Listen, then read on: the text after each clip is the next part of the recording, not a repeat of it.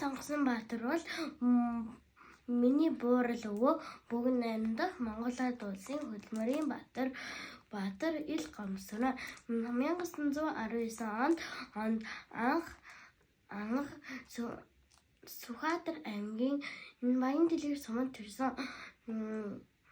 1936 оноос 1951 он хүртэл цэргийн албанд татагдаж нисэх хороонд техникч багш улс төрийн орлогч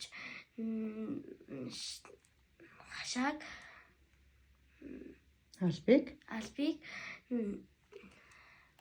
албыг хашсан. Цэргийн хошуу цолтой халагдсан. 1953 оноос 1956 он хүртэл намын дээд сургуулийг улсын дээд боловсролтой төгссөн.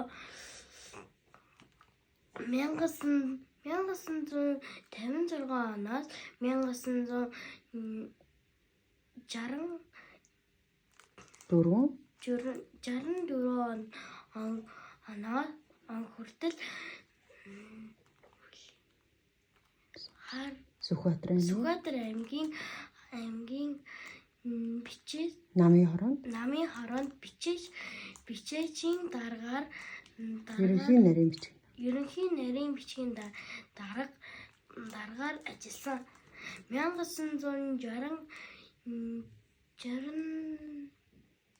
оноос 1984 он хүртэл хар орон суманд сангийн аж ахуйн даргаар ажилласан. 1945 оны чөлөөлөх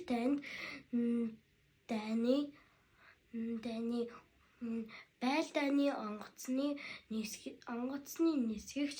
нисгэгчээр ажилласан цөөхөн монгол хүний нэгээ. Сангийн аж ахуйн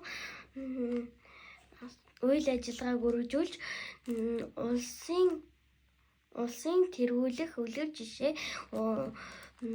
жишээ сангийн аж ахуй болгон 20 жил үр бүтээлтэй ажилласан. Удирдсан.